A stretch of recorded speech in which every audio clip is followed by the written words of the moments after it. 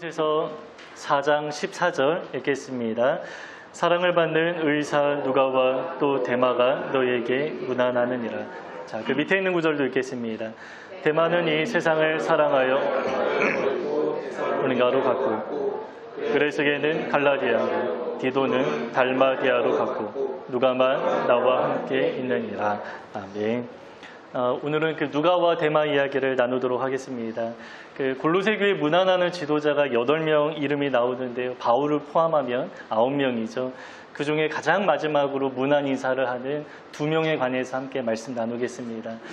먼저는 누가에 관한 이야기입니다. 저는 개인적으로 이 누가를 생각할 때에 어느 선교사님이 떠오릅니다. 그 나이지리아에서 사역하시는 이재혁 선교사님이신데요. 그 나이는 잘 모르지만 좀 젊은 분입니다. 아마 한 40대 중반 정도 되신 것 같습니다. 오늘 본문에 사랑받는 의사 누가라고 하는데 이분도 누가처럼 의사로서 사역하는 분이십니다. 지금은 뭐 저와 연락이 잘 닿지는 않는데 한동안 이분의 기도 편지를 받았습니다. 그런데 기도 편지를 읽다 보면 조금 다른 느낌을 받았습니다. 이 사역에 관한 이야기보다 선교 현장에서 어떻게 살아가시는지 그 삶에 관한 이야기가 있었는데요. 마치 일기를 쓰는 것처럼 나눠주시니까 그 현장감이 잘 느껴지고 선교사님의 마음도 잘 전해졌습니다. 근데 그 기도 편지의 내용 중에 상당히 인상 깊었던 이야기가 하나 있습니다. 원래 나이지리아에는 하루 4시간 정도 전기가 들어온다라고 합니다. 그런데 그 기도 편지를 전해줄 당시에는 약 한 달간 하루에 1시간씩만 전기가 들어왔다라고 합니다. 여러분 상상이 잘 안 가시죠?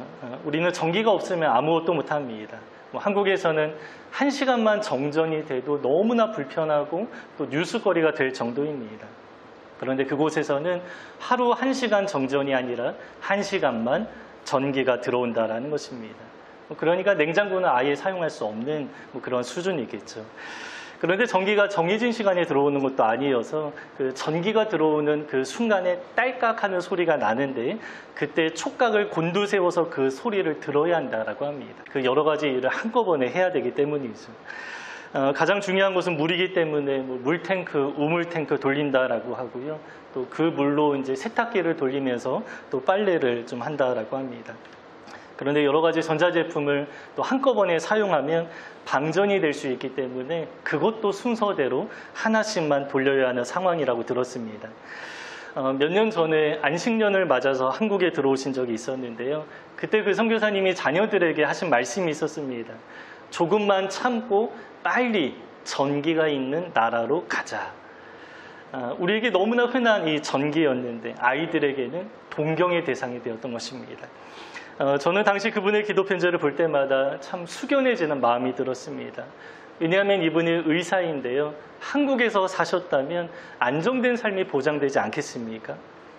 그런데 그 모든 것들을 다 내려놓고 살아가는 모습을 보면 너무 많은 것을 누리고 있는 저의 삶이 좀 부끄러워지는 것입니다. 우리 한국에서는 흙수저, 금수저 이런 이야기를 좀 했었는데 그 중국의 평범한 사람들 입장에서는 정말 배부른 소리다 이러한 이야기를 들었습니다. 왜냐하면 도저히 뛰어넘을 수 없는 빈부의 격차가 있기 때문입니다. 그런데 아마 나이지리아 사람들 입장에서는 한국이라는 나라에서 살아가는 삶 자체가 아마 금수저 물고 태어난 것처럼 느껴지지 않을까 그런 생각이 듭니다. 그래서 선교사님의 기도 편지를 읽으면서 우리가 살아가는 이 현실 삶에 감사할 것들이 참 많이 있다 이러한 생각을 하게 되고요. 때로 불평하는 우리의 모습이 참 부끄러워지기도 합니다. 그리고 그분의 모습에 큰 도전이 되었습니다. 왜냐하면 이분이 의사이기 때문입니다. 처음부터 하나님 앞에 선교사로 헌신했다면 선교사니까 그렇게 살아가시는 거지 당연하게 느껴질 수도 있습니다. 그러나 그분은 전문인으로서 안정된 삶이 보장되어 있는 분입니다. 한국에 계셨더라면 그 누구보다도 편안하고 안락하게 살아갈 수 있는 분이셨습니다. 그런데 그 모든 삶을 다 포기하고 전기도 제대로 나오지 않는 곳에서 가족과 함께 30대, 40대를 살아오신 그분의 삶에 참 깊은 감동이 되었습니다. 오늘 본문에 누가가 나오는데요. 누가가 비슷합니다. 아마 로마 시대 의사도 전문인으로서 좋은 대우를 받았을 것입니다. 그런데 누가의 삶을 가만히 생각해 보면 자기를 부인하면서 주님의 길을 걸어간 그 삶이 너무나 명확하게 느껴집니다. 의사로서 누릴 수 있는 많은 것들을 포기하고 주님의 길을 걸었기 때문이죠. 우리가 소위 선교사가 되겠다라고 하면 굉장히 낭만적인 꿈을 가지고 시작했다가 포기하는 사람들이 있는데요. 그러나 선교는 삶이고 현실이다, 이러한 이야기 많이 하죠.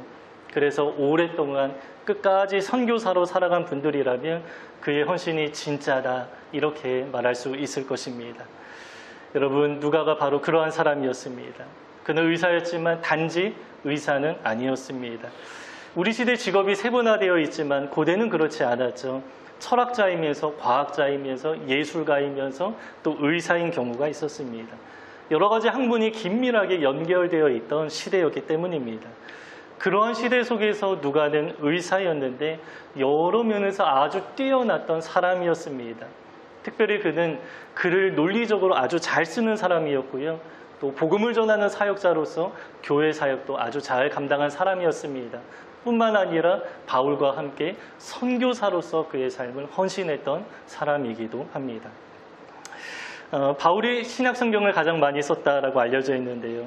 그 권수로 따지면 사실은 바울이 가장 많지만 분량으로 따지면 누가가 더 많습니다. 바울은 신약에서 13권을 기록했고요. 누가는 누가복음과 사도행전 단 2권만 기록했지만 이 2권이 신약 전체에서 27%에 해당하고 바울은 13권을 기록했지만 23% 정도에 해당한다라고 합니다. 그래서 신약 성경을 이루는데 가장 많이 공헌했던 사람이 바울이 아니라 우리는 바울로 알고 있죠. 그러나 누가입니다. 저는 한때 복음서 중에 누가복음을 가장 좋아했는데요. 상당히 친밀하고 아주 자세하고 또 아주 친절하게 설명해주는 그런 느낌을 많이 받았습니다. 그리고 최근에 제가 개인적으로 정리하게 된 사실은 복음에 관해서 가장 종합적으로 잘 정리한 사람이 누가라고 생각합니다. 그래서 그는 단지 의로 전문가로서 기술을 가지고 있는 사람일 뿐만 아니라 글을 아주 잘 쓰는 사람이었고요. 글이라는 수단을 통해서 복음을 아주 잘 전달했던 사람, 이렇게 말할 수 있습니다. 게다가 그는 교회 사역도 아주 잘 감당했죠. 그가 가장 처음 담당했던 교회가 빌립보 교회입니다. 바울이 2차 전도 여행에 마게도냐 환상 보고 빌립보로 들어갔는데 그 여러 가지 우여곡절이 많아서 그 성을 떠나오게 되었죠. 그런데 성을 떠나오게 되었지만 그 성에 남겨진 사람들이 있었습니다. 두 가정이 있었는데 루디아의 가정과 빌립보 간수의 가정입니다.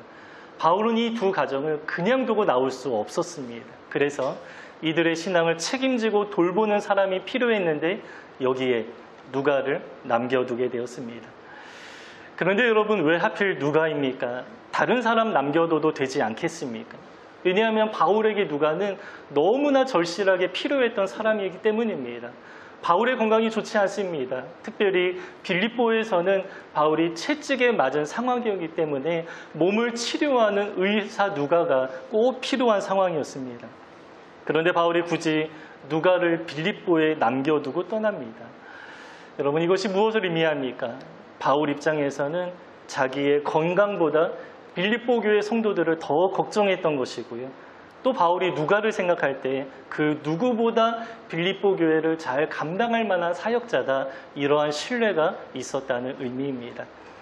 그리고 실제로 누가는 사역을 잘 감당합니다. 그 증거가 바로 빌립보서죠. 약 10년 지나서 바울이 편지를 쓰는데요. 교회가 외적으로 내적으로 잘 성장했다라고 합니다. 특별히 바울은 빌립보 교회를 칭찬하는데 왜 칭찬합니까? 늘 복음 안에서 교제한 교회였기 때문에 복음을 위한 일에 헌신한 교회였다라고 칭찬하며 말합니다. 이처럼 여러 면에서 아주 건강하고 모범적인 교회로 잘 성장했는데 여기에 누가의 역할이 컸을 것입니다. 여러분, 이렇게 누가는 교회 사역 아주 잘 감당했습니다. 그뿐만이 아닙니다. 선교 사역도 잘 감당합니다. 바울이 3차 전도여행 마무리하고 예루살렘으로 들어가는 길에 그때부터 누가가 합류하게 되었습니다. 그런데 이 시점부터 누가가 동행한 바울의 삶이 어떻습니까? 환난과 핍박이 끊이지 않습니다. 물론 바울의 삶에 어려움이 많이 있었지만 바울이 시간이 지나면 지날수록 저항과 공격을 훨씬 더 많이 받게 되었습니다. 예루살렘에 들어가자마자 소동과 재판이 있었고요.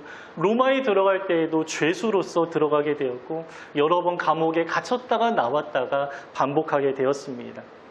그런데 이 모든 과정에 아주 위험하고 고통스러운 상황 속에서 누가 함께합니까?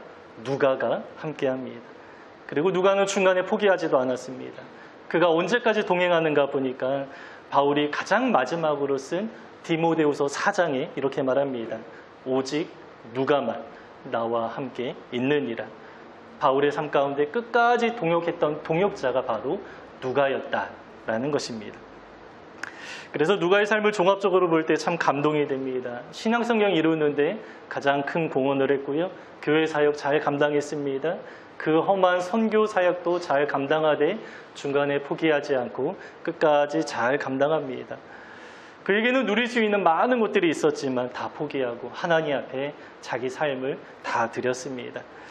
그렇다고 그가 기독교 세계 안에서 인정받고 싶어하는 그러한 마음은 아마 추호도 없을 것입니다. 유명한 사역자가 되기 원하는 마음은 아마 없을 것인데 그 증거가 있습니다. 누가는 신약 성경에서 가장 많은 분량을 기록했지만 그 내용 중에 자기에 관한 이야기 있습니까? 단 하나도 없습니다. 그가 쓴 내용이 무엇입니까? 누가복음에서는 오직 예수님이 누구신가, 복음이 무엇인가 이것만 기록했고요. 또 사도행전 어떻습니까? 교회가 어떻게 탄생했는지, 세계의 선교가 어떻게 이루어지고 있는지 기록합니다. 자기에 관한 이야기는 단 한 구절도 없습니다. 그래서 누가가 어디 출신이고 어떻게 헌신하게 되었고 또 빌립보 교회에서 한 5년 이상 정도는 사역했을 텐데 어떻게 사역했는지 그런 이야기가 없습니다. 바울과 동역한 기간이 굉장히 길지 않습니까?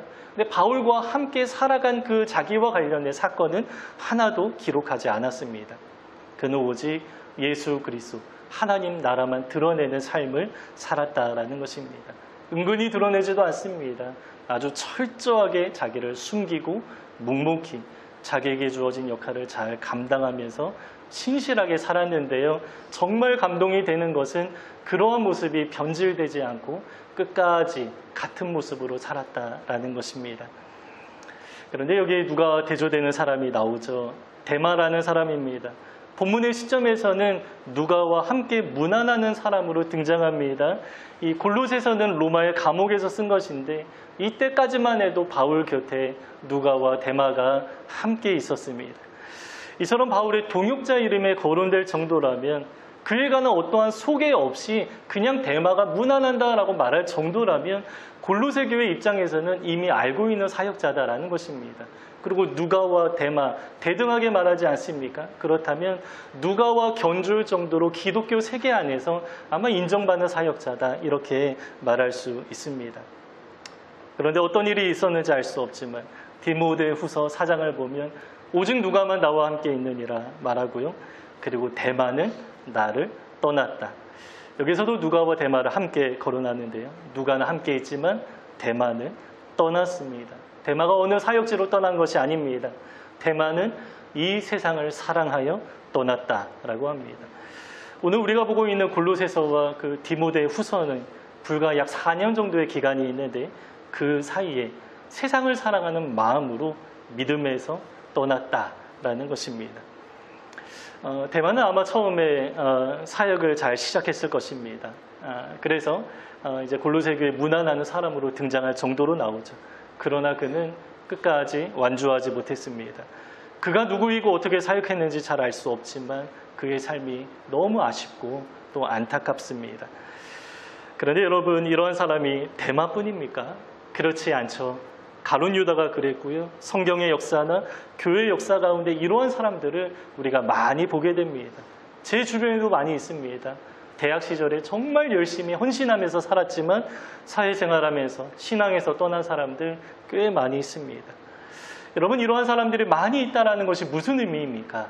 우리도 나도 그렇게 될 수 있다라는 의미입니다. 우리가 섬기는 중국의 신학교 2년제인데요. 이 학교의 훈련이 정말 어려운 것을 여러분 잘 아시죠? 정말 바쁘게 하루하루 살아가지 않으면 버틸 수 없는 훈련의 과정입니다. 그래서 끝까지 신실하게 훈련받다가 졸업한 학생들은 정말로 큰 감동 가운데 졸업식 할 때 눈물을 펑펑 흘리면서 그 졸업을 맞이합니다. 그리고 다시 고향으로 돌아가서 정말 고군분투하면서 하나님의 사역 잘 감당하고 있다, 이러한 이야기를 정말 많이 듣습니다. 그런데 가끔 들려오는 소식이 있는데요. 중간에 포기하고 도망가는 학생들이 한 명씩 꼭 생깁니다. 근데 왜 도망가는가 보니까 그 학교 생활이 힘들기도 하지만 세상의 유혹에 넘어지는 것입니다. 그동안 산골에서 살아가다가 도시 생활 보니까 굉장히 매력적으로 느껴지는 것입니다. 도시에 나가서 조금만 노동하면 돈을 벌 수 있고 갖고 싶은 것도 많고 하고 싶은 것도 많이 생기는 것입니다. 무언가 소유하는 것에 마음이 빼앗기다 보니까 오늘 본문의 대마처럼 세상을 사랑하여 떠나는 그런 학생들이 간혹 생깁니다. 이러한 이야기를 들을 때마다 마음이 얼마나 아쉽고 안타까운지 모릅니다. 그런데 여러분, 우리 주변에도 이러한 사람들 많이 있지 않습니까? 세상이 매력적으로 느껴지면서 하나님과 교회 공동체에 떠나는 사람들 있습니다. 대학생이 되면서 여러 가지 유혹에 맞이하게 되죠. 술 문화의 마음이 뺏기거나 또 취업이 자기에게 너무 중요한 우상이 되어서 교회를 떠나기도 합니다. 직장 생활하면서 돈의 마음이 빼앗기기도 합니다. 월급이 내 가치를 규정하는 것 같고 더 좋은 대우를 받기 위해서 온통 자기 삶을 들이면서 애쓰면서 살아가는 사람들 많이 있습니다. 또 결혼하면서 아이를 키우면서 신앙이 식어지는 경우도 참 많이 있다. 이러한 이야기 많이 듣습니다. 이렇게 나이가 들어가면서 여러 가지 유혹이 생기고 신앙에서 떠나는 거 참 쉬워진다라고 합니다. 대마가 어떤 이유에서 떠났는지는 잘 모르지만 그는 세상을 사랑했다라고 하는데 그 시대나 우리 시대나 마찬가지입니다. 세상의 유혹 거셉니다. 그래서 성경은 이미 우리에게 경고하셨습니다. 요한일서 2장 15절에 보면 이런 말씀이 있습니다. 이 세상이나 세상에 있는 것들을 사랑하지 말라.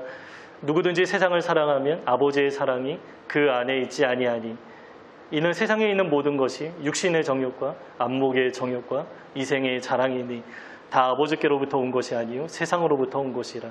이 세상도 그 정욕도 다 지나가되 오직 하나님의 뜻을 행하는 자는 영원히 거하느니라.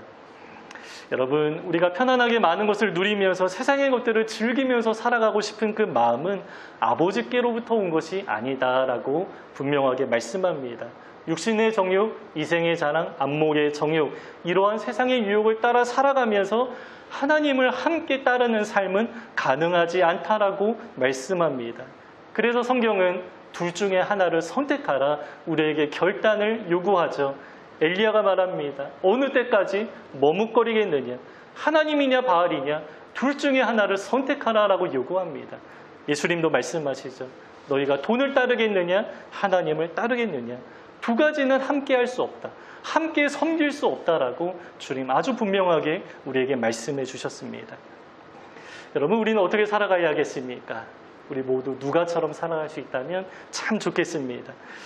누가처럼 어떠한 사역자가 되어야 한다. 이러한 이야기가 아닙니다. 우리가 세상의 가치를 내려놓고 용기 있게 주님의 길을 따라 살아가야 한다라는 것입니다. 그러면 누가가 어떻게 이러한 삶을 끝까지 꾸준하게 살아갈 수 있었겠습니까? 그 마음에 세상에 대한 관심이 아니라 하나님에 대한 관심으로 가득 찼기 때문이겠죠. 그 마음 가운데 복음으로 충만하게 채워져 있었기 때문에 세상에 흔들리지 않을 수 있었습니다. 여러분, 누가에게는 유혹이 없었을까요? 유독 대마에게만 유혹이 많았겠습니까? 그렇지 않죠. 누가는 유혹을 이길 만한 복음의 능력이 그 안에 있었던 것이고요. 대마는 유혹에 쉽게 넘어질 만한 사람이었던 것입니다. 무슨 차이입니까? 지금 우리 마음 가운데 무엇으로 가득 채워져 있는가, 여기에 차이가 있습니다. 여러분, 내 마음에 돈에 대한 관심으로 가득 채워져 있다면 주님을 따르기 참 어렵습니다. 자기를 사랑하면서 더 많이 소유하고 더 나은 환경에서 살아가려는 마음이라면 결코 주님을 따를 수 없습니다. 그러나 우리 마음에 나를 구원하신 하나님의 은혜가 얼마나 큰지 제대로 아는 사람이라면 또 세상 무엇과 비교할 수 없는 복음의 영광이 또 얼마나 귀한 것인지 우리가 잘 아는 사람이라면 세상의 유혹에 넘어지지 않겠죠. 그뿐만 아니라 아마 세상을 잘 분별하면서 우리가 살아갈 수 있을 것입니다. 바울이 로마서에서 이렇게 말씀하죠. 너희는 이 세대를 본받지 말고 오직 마음을 새롭게 함으로 변화를 받아 하나님의 선하시고 온전하시고 기뻐하시는 뜻이 무엇인지 분별하도록 하라. 이 로마서의 말씀처럼 우리가 세상을 분별하면서 끝까지 주님의 길을 잘 걸어나갈 수 있을 것입니다. 오늘 본문에 누가와 데마가 나오는데요. 두 사람이 대조됩니다. 저는 이 짧은 한 구절을 대할 때마다 마치 하나님이 저에게 질문하시는 것 같은 느낌을 받게 됩니다. 누가의 길, 또 데마의 길, 이 두 갈래길을 우리에게 보여주시면서 너는 누구처럼 살래? 마치 이렇게 질문하는 것 같은 느낌을 받습니다. 오늘 이 본문을 대하는 우리에게도 하나님이 우리에게 질문하실 것입니다. 여러분, 우리가 그 질문 앞에 머뭇거리지 않고 주님의 길을 걸어가겠다 우리 결단하면서 하나님 앞에 고백할 수 있다면 참 좋겠습니다. 성경 곳곳에서 끝까지 완주한 사람에게만 영광이 있다라고 말씀하죠. 우리 지난주 선교사님도 말씀하셨는데요. 디모데후서에서 바울이 이렇게 고백합니다. 선한 싸움 싸우고 달려갈 길을 다 마치고 믿음을 지켰기 때문에 의의 면류관이 기다리고 있다. 믿음을 지켰기 때문에, 다른 이유가 아니죠. 하나님 우리에게 주신 그 소중한 믿음을 끝까지 지켰기 때문에 의의 면류관이 기다리고 있다라고 말씀하고 있습니다. 여러분, 우리도 끝까지 믿음 지키며 살아가기 원합니다. 여러분, 믿음을 지킨다라는 것은 세상의 유혹에 넘어가지 않는다라는 말이기도 합니다. 여러분, 우리는 세상의 유혹에 따르지 않으면서 오히려 반대로 이 세대를 잘 분별하면서 오직 주님의 길만 걸어나가는 우리 모두가 되시기를 주님의 이름으로 축복합니다.